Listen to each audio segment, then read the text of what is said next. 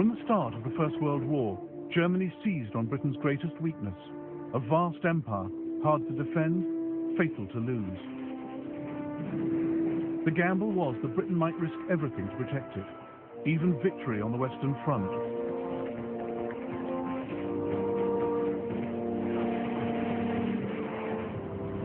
War for Europe meant war for the world.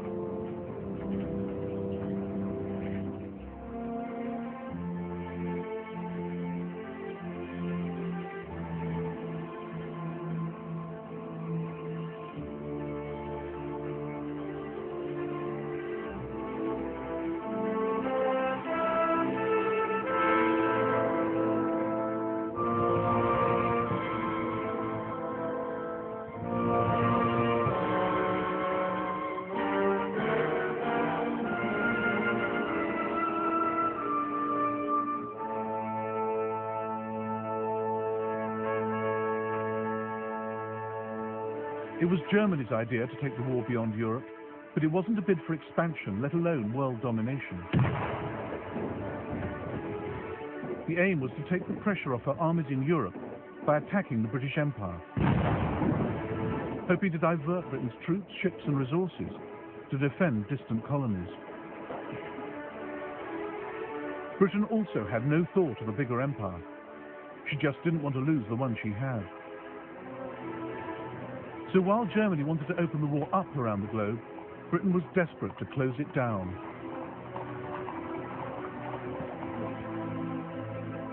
Maurice Hankey, Secretary of the Committee of Imperial Defence, realised the empire was Britain's Achilles heel and warned against letting Germany use it to distract Britain from her war effort. Forces must not be diverted to minor operations, to the prejudice of the concentration in the main theatre and the safety of the trade routes.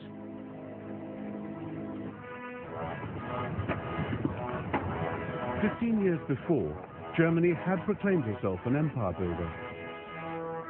The Kaiser had taken his country into the 20th century as a German admiral, creating a global German navy.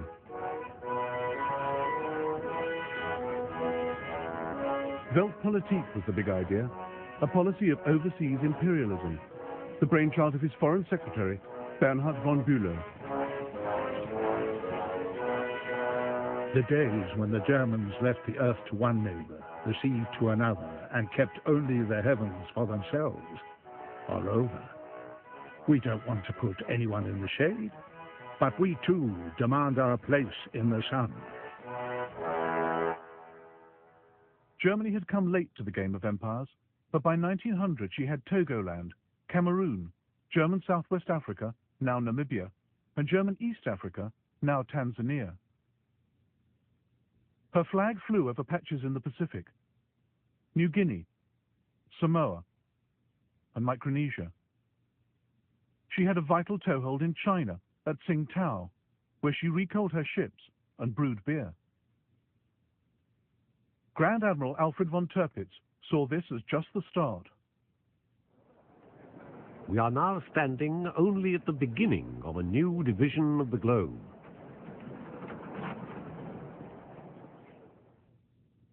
Germany alarmed the world with her imperial tub-thumping. She eyed up Puerto Rico and considered pouncing on the Panama Canal the minute it was completed.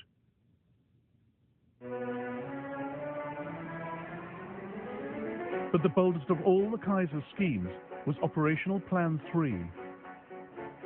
The East Coast is the heart of the United States, and this is where she is most vulnerable. New York will panic at the prospect of bombardment.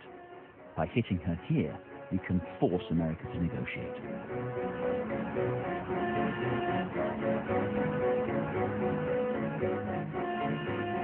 Germany's secret plans from 1903 to attack the eastern seaboard with 60 ships and 100,000 men, to shell Manhattan and capture Boston.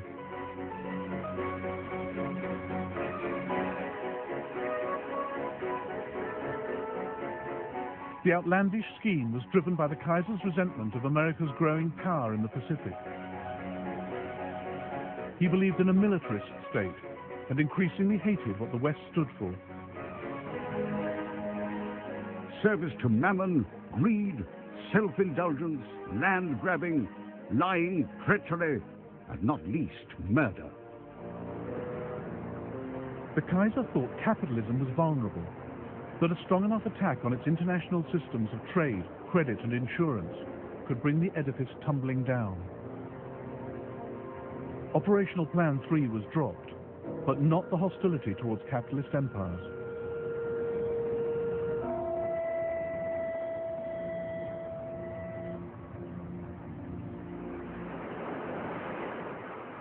By 1912, Germany had traded in Weltpolitik for a more realistic policy.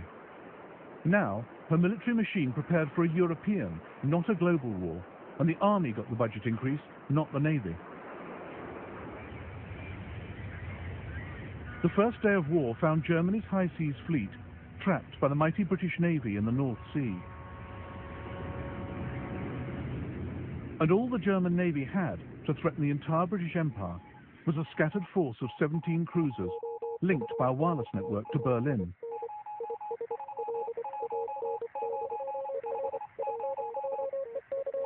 There was the Königsberg off East Africa, the Goeben and the Breslau in the Mediterranean, the Dresden and the Karlsruhe in the West Indies, the Leipzig off the west coast of America. But the greatest concentration of cruisers was Admiral Graf von Spee's powerful East Asiatic Squadron, based at Tsingtao in China.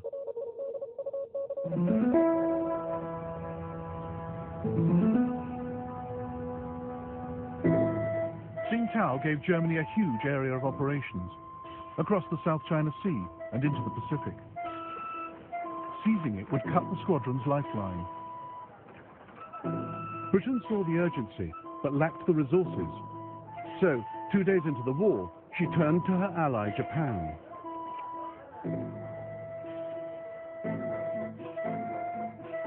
Japan was a growing power.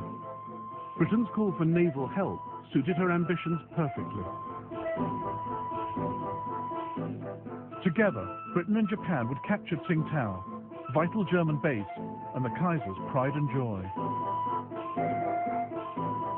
It would shame me more to surrender Tsingtao to the Japanese than Berlin to the Russians. On the 2nd of September 1914, 60,000 Japanese troops landed up the coast, violating China's neutrality. They met up with 2,000 British and closed in on the German garrison of 4,500. It's unbearable. All we can do is sit and wait for this bunch of monkeys to arrive. Every day they get a bit closer. No one expects to get home in one piece. No hope of reinforcements. The noose around our necks is getting tighter and tighter.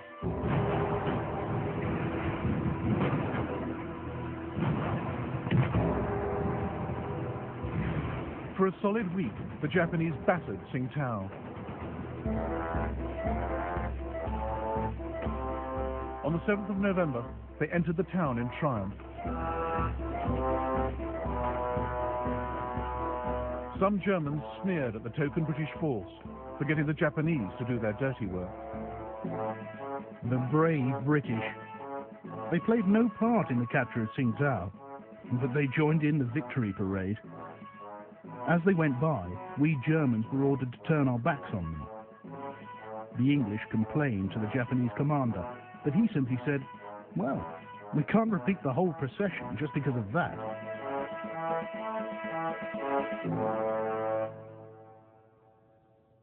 The capture of Tsingtao gave Japan a launch pad to pursue her empire building. Within weeks, she demanded territory and trading rights from China. Japan also seized all German possessions north of the equator. Australia and New Zealand were quick to steal those to the south.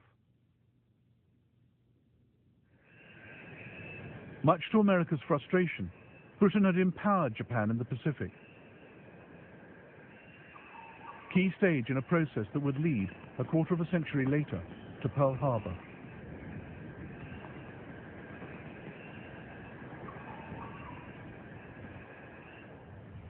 Germany's loss of Tsingtao, far from neutralizing Spee's squadron, ensured its destructive power would be felt around the globe. The best German cruiser commanders, like Spee, were fearless mavericks whom the war turned into heroes, superb sailors with the instincts of pirates. The Kaiser had given them full authority to make their own decisions in wartime. The heavy responsibility of the officer in command will be increased by the isolated position of his ship, but he must never show one moment of weakness. Above all, the officer must bear in mind that his chief duty is to damage the enemy as severely as possible. Spee now split his squadron. The light cruiser Emden, under Captain Karl von Müller, made for the Bay of Bengal. Spee in the Scharnhorst led his other ships across the Pacific.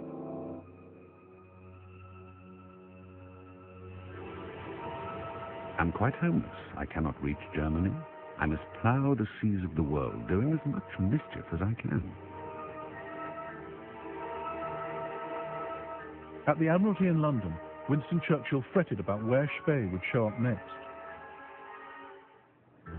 The vastness of the Pacific and its multitude of islands offered him their shelter. And once he had vanished, who should say where he would reappear? He was a cut flower in a vase, fair to see, yet bound to die. But so long as he lived, all our enterprises lay under the shadow of a serious potential danger.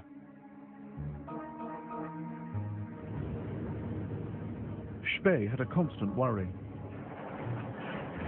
Cruisers needed coal every 8 or 9 days or they'd be dead in the water. He made for neutral Chile, where he had coal waiting for him.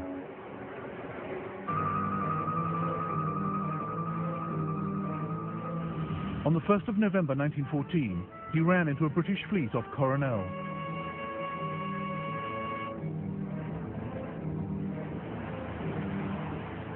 The battle which followed inspired a post-war feature film. The British commander was Admiral Sir Christopher Cradock, under orders from London. It appears that Gneisenau and Scharnhorst are working across to South America. Be prepared to meet them in company. Cradock had one ship that could outgun Spee's fleet, but she was slow and had been left behind. Now Cradock raced towards enemy ships better armed than his. He had ignored his own rule of thumb.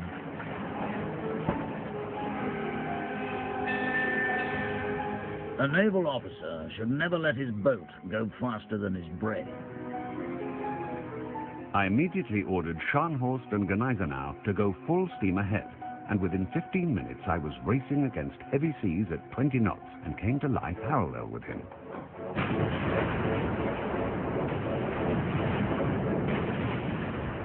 Cradock's ships were no match for Spee's.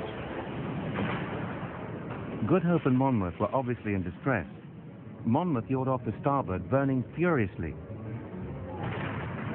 There was a terrible explosion on Good Hope between her mainmast and her after funnel. The gust of flames reached a height of over 200 feet, lighting up a cloud of debris that was flung still higher in the air.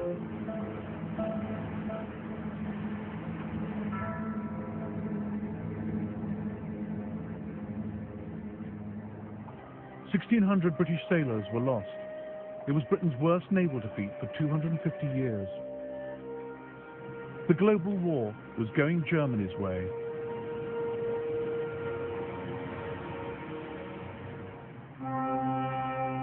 It is only when you get to see and realize what India is, that she is the strength and the greatness of England. It is only then that you feel that every nerve a man may strain, every energy he may put forward, cannot be devoted to a nobler purpose than keeping tight the cords that hold India to ourselves.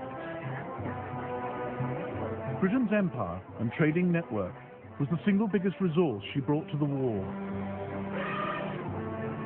And India was at the heart of it. The cords were never tighter. All the more reason for Germany to want them cut.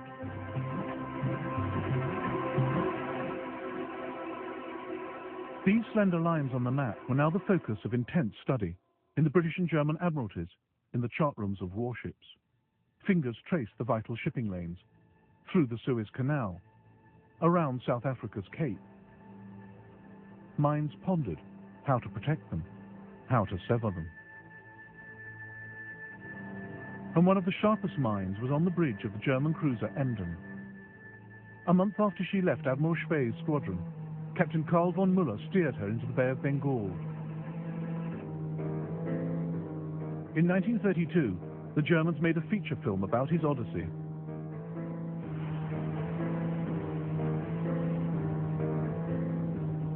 He had an indescribable power over the entire crew. He never gave orders, he just expressed a wish. From the moment he took command of the ship, he never left the bridge again. This is where he stood, slept, sat, studied the maps. This is where he wanted to be, stand or fall.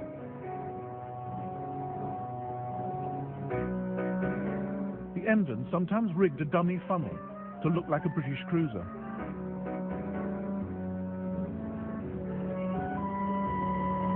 A large steamer appeared dead ahead, and thinking we were an English man of war, was so overjoyed at our presence that she hoisted a huge British flag. I'd like to have seen the look on her captain's face when we hoisted our flag and invited him most graciously to tarry with us a while. Captain Müller became famous for taking all crew and passengers safely onto the Emden before sinking their ship.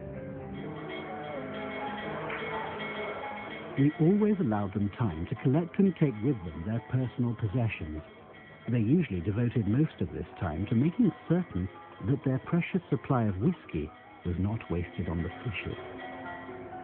Müller regularly released his grateful captives.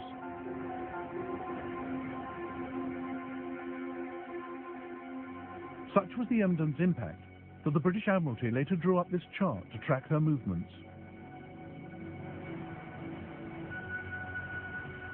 Müller even had the audacity to steam into the Indian port of Madras, as a crew member recorded in his diary. 22nd of September 1914, 9:30 p.m. The Emden sneaks closer and fires 125 shots. Some hit boats in the harbour. Huge columns of fire rise above the oil tanks. The coastal defences open fire, but they all fall short. 23rd of September. We are now 100 miles away. We can still see the fires at Madras.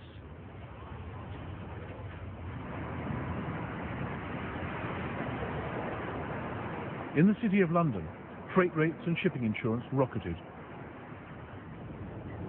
At one point, the entire British trade fleet in the Bay of Bengal was kept in harbour rather than fall prey to dashing Captain Müller. Germany's rogue cruisers were starting to harm Britain's war effort. 3 transports are delayed in Calcutta through fear of Emden. This involves delaying transport of artillery and cavalry. The cabinet took a strong view. The extirpation of these pests is a most important subject. While the Emden ran the British ragged at one end of the Indian Ocean, 25 Royal Navy warships hunted the cruiser Königsberg at the other, off the coast of Germany's East African colony. She had raided Zanzibar and sunk a British light cruiser from her secret hideout in the Rufiji Delta. The frustrated British decided to strangle all her possible bases, starting with the port of Tanga.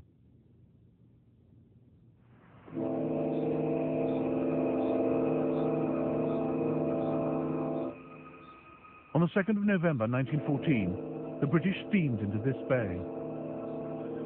In the global war, imperial powers got others to do their fighting. Most of the British troops were Indian.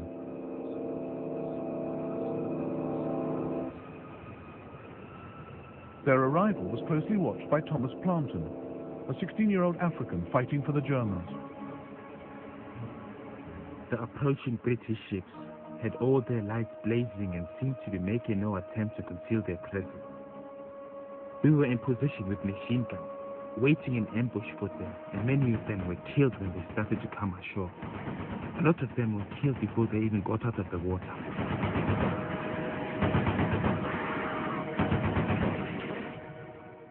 Thomas Plantin was one of 2,500 men under German commander Paul von Lettow-Vorbeck. The British thought taking Tanga would be a pushover, but they reckoned without Lettow. He was a professional Prussian soldier, hard as nails, charismatic.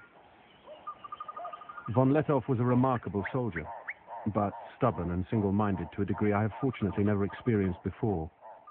His most remarkable quality was the reckless energy with which he pursued his goals. This was often covered up by his persuasive charm, which he could switch on if he wanted to. On the ship to Africa, von Lettow had met Karen Blixen, who would later write Out of Africa. He clearly turned on the charm for her.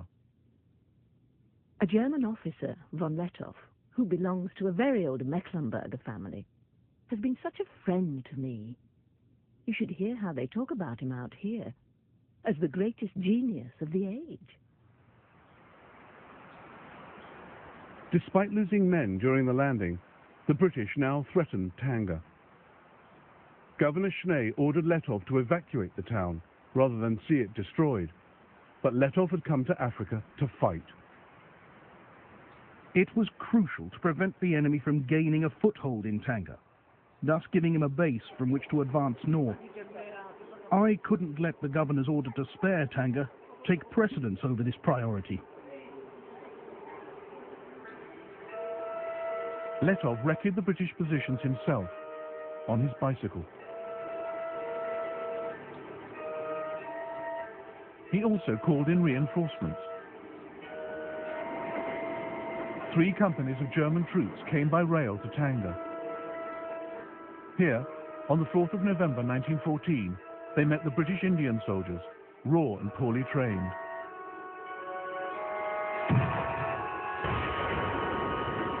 British intelligence officer Richard Meinertzhagen watched the ensuing rout. Half the 13th Rajputs turned at once, broke into a rabble and bolted. I could not believe my eyes. They were all jabbering like terrified monkeys and were clearly not for it at any price. Everyone in the dense forest, friend and foe, was mixed up together, shouting in all sorts of languages. The enemy ran off in wild disorder, and our machine guns mowed down whole companies to the last man. Von Lettow was based here, at the German hospital.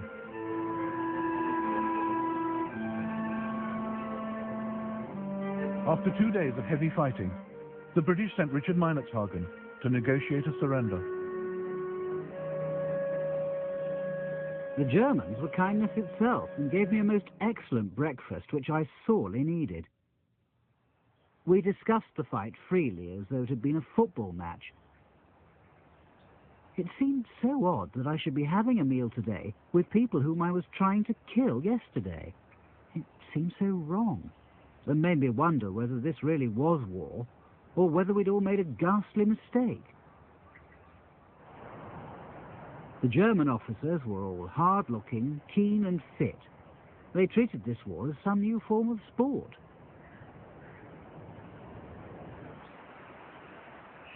The British failed to take Tanga and suffered 700 casualties.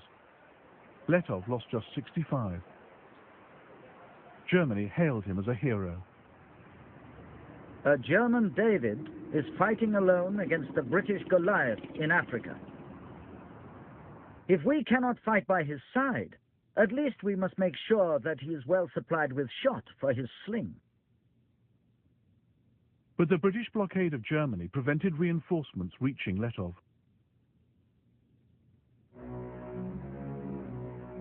Further east, across the Indian Ocean, Muller was still causing havoc. He'd sunk 2 warships and captured 23 merchant ships. On the 9th of November 1914, the Emden anchored at the Cocos Islands to destroy the British wireless station. But the radio operator spotted the Emden's bogus 4th funnel and put out a call for help. The Australian cruiser Sydney picked up the message and ended the Emden's maverick career.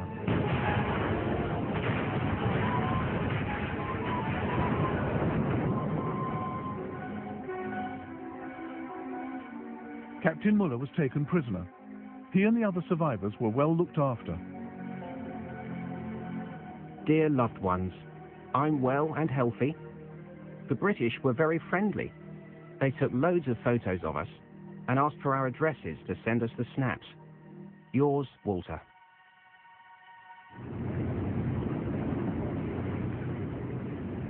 Now, Admiral Graf von Spee's luck also ran out. Britain took the risk of detaching 2 of her latest battlecruisers from the crucial North Sea blockade of Germany to deal with him.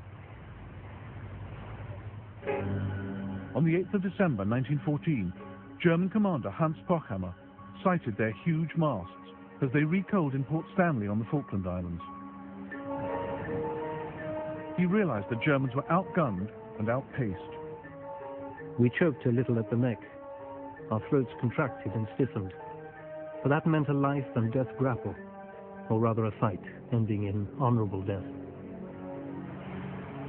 The German fleet tried to get away, but the British battlecruisers were too fast. At 1:25 p.m., Spee turned to face them. But the British were careful to stay out of range of his guns, firing their own from 16,000 yards.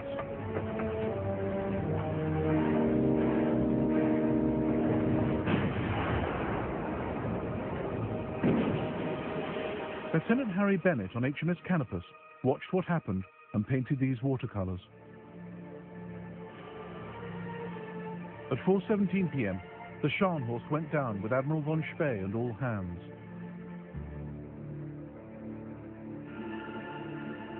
At 6:02 p.m, the Gneisenau sank with most of its crew, including Spee's younger son, Heinrich.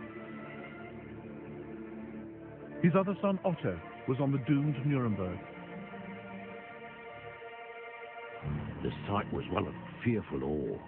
She turned over and sank with a graceful gliding motion, as would a tumbler pressed over in a bowl of water. As we went down in her again to the end, for we saw a party of her men standing on the quarterdeck, waving the German ensign as she sank, and so they went down into their watery grave.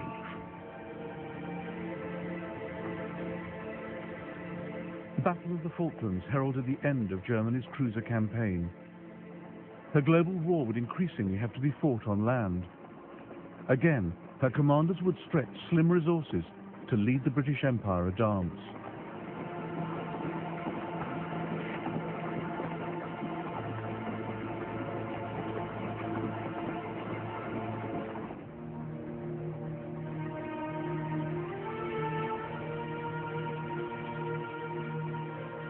The Suez Canal presented a rare opportunity for Germany to harass the British Empire.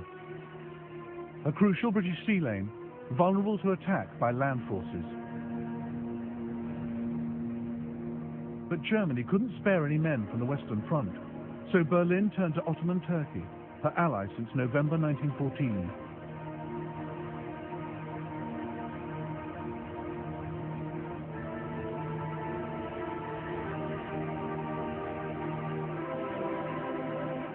The Turkish Fourth Army was stationed in Palestine, just 150 miles from the Suez Canal.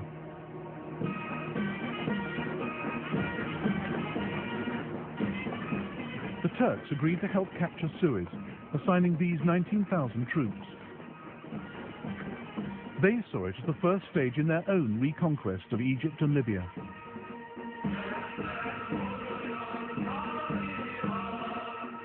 We marched at night and only by moonlight. My heart was filled with a deep melancholy, mingled with great hope of success. At the sound of the song, the red flag flies over Cairo, to the accompaniment of which the advancing battalions forged ahead over the endless waste of desert, feebly illuminated by the pale gleam of the waxing moon.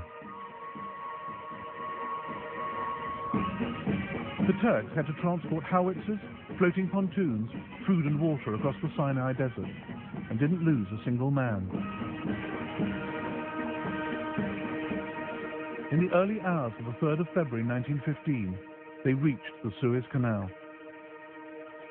The German colonel who'd planned the operation now watched it go horribly wrong. A sentry noticed our attack and fired. The shots created panic. The English then blasted the banks with machine gun fire.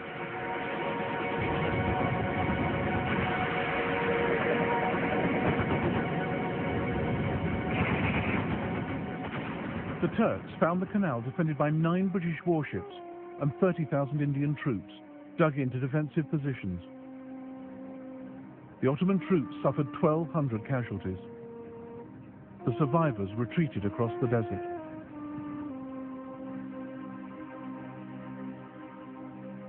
The attack had failed, but Africa was now a battleground in Germany's global war. She had 3 bases of operations: the Cameroons, Germany East Africa, where Letov was still at large, and German Southwest Africa with its ports and wireless stations. Luckily for Britain, she had a colony right next door. Unluckily, it was the one whose loyalty she could least rely on.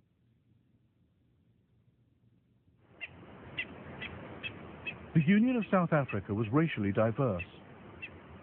Blacks, Boers, and British settlers. Just 15 years before, Britain had fought a long, bloody war against the Boers. Many still had little love for Britain. Their loyalty could not be counted on. As one commander told South Africa's Prime Minister, Louis Botha, "My men are ready. Whom do we fight? The English or the Germans?" But South Africa was ideally situated to launch an attack on German Southwest Africa. British Colonial Secretary Lewis Harcourt took the gamble. If your ministers desire and feel themselves able to seize such part of German Southwest Africa as will give them the command of the wireless stations there, we should feel this was a great and urgent imperial service. South Africa's government readily agreed because it had many imperial ambitions of its own. It wanted to seize German Southwest for itself.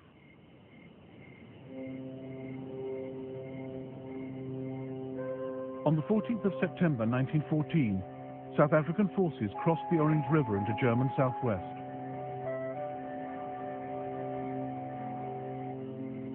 But the Germans were one jump ahead, as the South Africans found out when they paused at the watering hole of Sandfontein.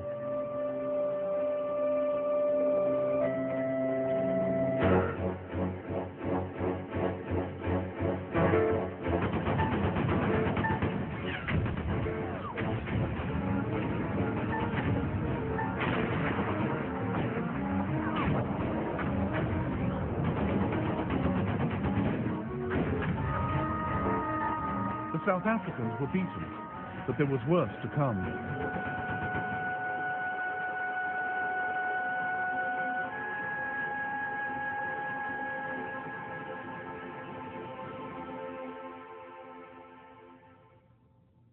Part of South Africa now rose up in armed rebellion.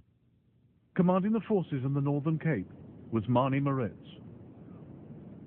Fearless and uncompromising, Maritz had fought a vicious guerrilla campaign against Britain in the Boer War. His sympathies lay entirely with Germany. I received a telegram ordering me to take a large commando into German Southwest Africa.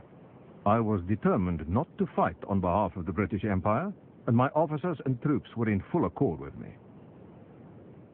In October 1914, Manie Maritz crossed the Orange River into German territory at Squeet Drift to enlist German support.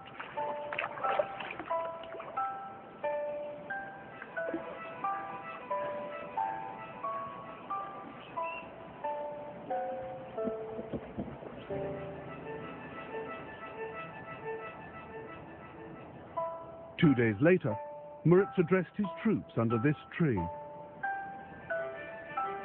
Now, men, we don't want to be ruled by the Jews and the financiers of England. General Beyers, General de Wet, and myself have decided to form an independent South African Republic and have entered into an agreement with the governor of German Southwest Africa. They will provide us with arms and ammunition, guns. On this step depends the freedom of the masses of the country.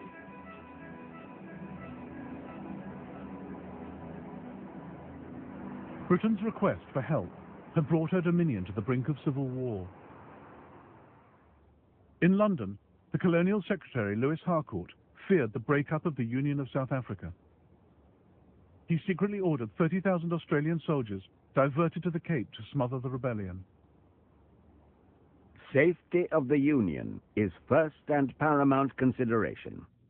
We attach no importance to German Southwest Africa in comparison. The Australians weren't needed. In the winter of 1914, the loyal South Africans defeated the Boer rebels. This is rare film of 50 of them being led to trial in Cape Town. But they never caught Mani Moritz. By July 1915, South Africa cornered the Germans, forced their surrender, and annexed their colony. And Britain had more work for South Africa, north this time, to deal once and for all with von Lettow. London turned to South Africa's defence minister to lead the campaign, Jannie Smuts. Smuts too had fought in the Boer War, but was now passionately pro-British. More a statesman than a soldier, Smuts made an indifferent general of conventional forces. And he was up against Lettow. British officer Richard Meinertzhagen was now Smuts' intelligence officer. Smuts is quite determined to avoid a stand-up fight. He told me he could not afford to go back to South Africa with the nickname Butcher Smuts. If von Lettow is clever and Smuts not clever enough, there's going to be trouble. Lettow was clever. Here, at his headquarters at Moshi railway station, he thought through the idea of depriving Britain of manpower in Europe by opening up the war in Africa. The question was, could we, with our small forces, prevent considerable numbers of the enemy from intervening in Europe, or inflict substantial damage on their armaments and troops? I strongly believed that we could.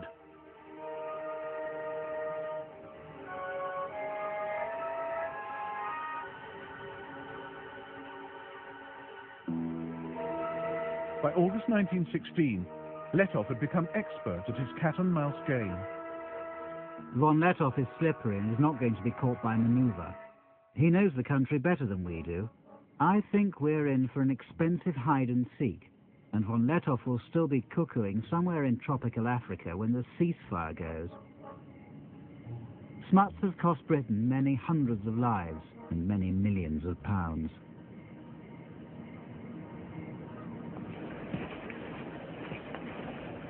Lettow ran his force of up to 15,000 soldiers, mostly black, on scrounging and improvisation.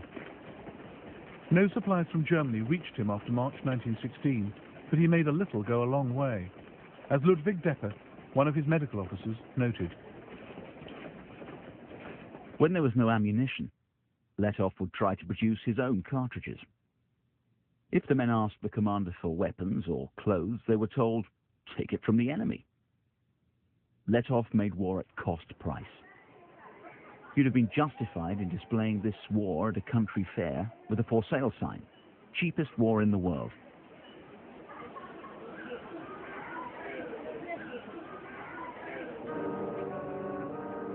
Jannie Smuts had 5 times Lettow's force and resources to match. But the further he went into German East Africa, the more stretched his supply lines.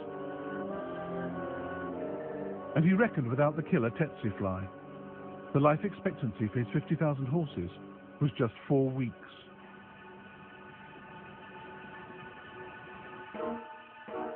Torrential rain, mud, dust and boiling heat further slowed his progress. Intelligence was sketchy, maps inadequate. Telephone cable often had to be raised to 8 meters to avoid damage by giraffes. Thus is like warfare of bygone days. We come along where no road had ever been, where probably white man had never trod before. The river is in flood and we can't get across. On the other side, the German patrols are watching us. But the crocodile holds the peace between us very successfully.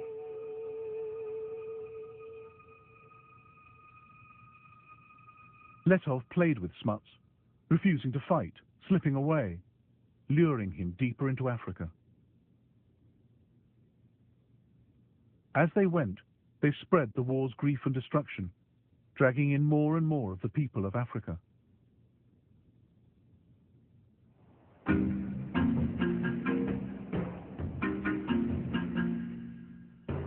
This war was being carried on the backs of black Africans.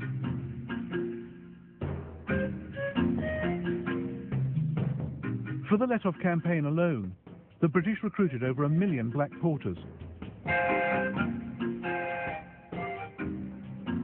1 in 5 died from malnutrition and disease, death rates comparable with those on the Western Front. They endured their ordeal quietly. They only had duty and hardly any rights. They tumbled into the splashing mud with their heavy loads and were then ruthlessly forced to move on and catch up.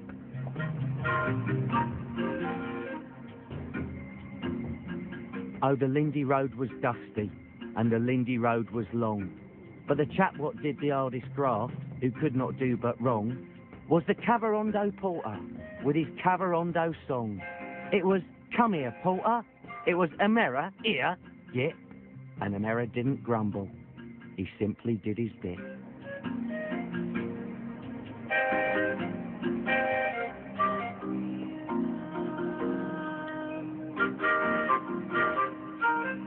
What Smuts saves on the battlefield, he loses in hospital. For it is Africa and the climate we're really fighting, not the Germans.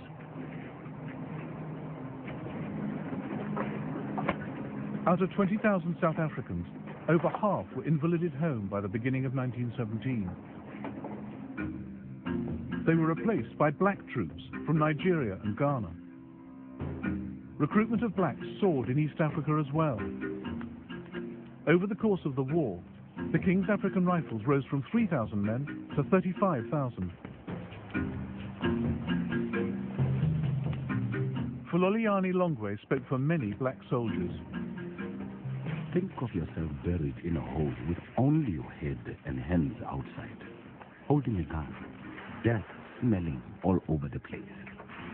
Listen to the sound of exploding bombs and machine guns, smoke all over, and the vegetation burnt, and of course deforested. Watch your relatives getting killed, crying, finally dead. These things we did, experienced, and saw. Letov survived undefeated to the very end, marching triumphantly through Berlin in 1919. The British never caught him, even though they turned it into an African war and set an army on his tail. But Britain and France had such reserves of manpower in their colonies that from 1914 they shipped them to Europe. Remarkable French colour photographs of the world that came to serve on the Western Front.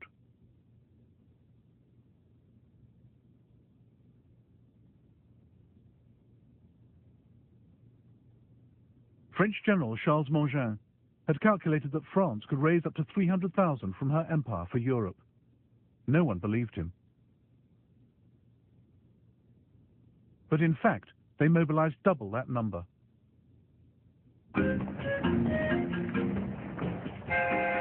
Black troops have precisely those qualities which are demanded in the long struggles of modern war. Endurance, tenacity, the instinct for combat, the absence of nervousness, and an incomparable power of shock. Not only do they enjoy danger, a life of adventure, but they are also essentially disciplinable.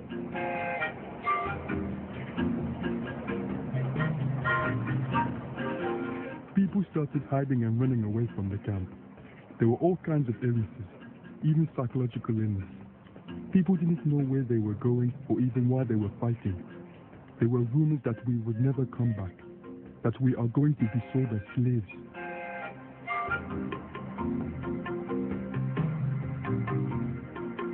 India provided Britain with 1.75 million men in the war.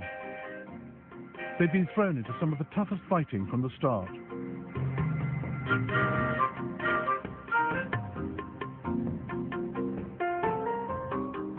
One Indian wrote to a friend, "The war is a calamity on 3 worlds, and has caused me to cross the seas and live here. The cold is so great that it cannot be described. We have not seen the sun for 4 months. Thus we are sacrificed. I have neither sleep by night nor ease by day. There can never have been such a war before, nor will there ever be again."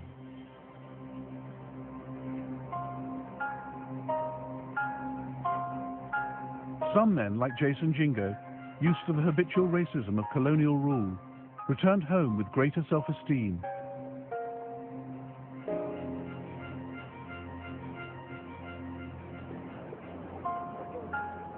We had liked our time in France. It was our first experience of living in a society without a color bar. We were different from the other people at home. Our behavior, as we showed the South Africans, was something more than they expected from a native. We had copied the manners and customs of the Europeans, and not only copied, we lived them.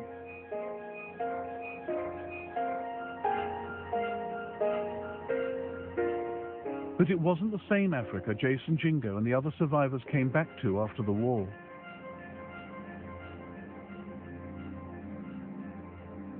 The empires which once carved it up had now turned parts of it into a wasteland, as German medic Ludwig Deppe realized. Behind us we leave destroyed fields and, for the immediate future, starvation. We are no longer the agents of civilization. Our path is marked by death, plundering, and deserted villages.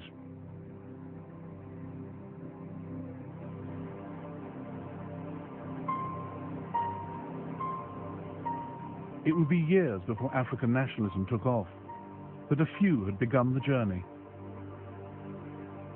In 1914, John Chilembwe challenged the basis of the war and Africa's place in it.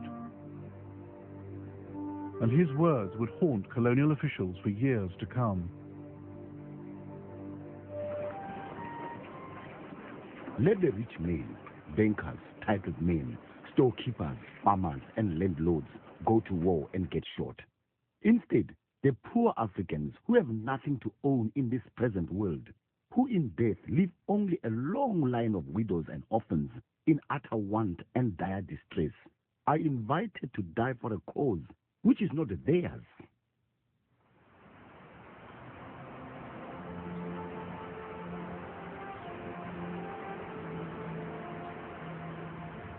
Germany had fought a remarkable global war. But it cost her cruisers, her wireless network, and all her colonies. Yet Germany had forced Britain and France to call on their empires and lean on their allies. In the process, these flexed their muscles and formed empires of their own.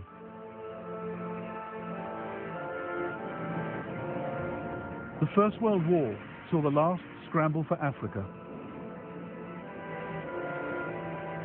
And the ideas the Kaiser had so hated, land grabbing, avarice and capitalism, had in fact been spread wider. For the moment, imperialism looked more successful than it had ever been.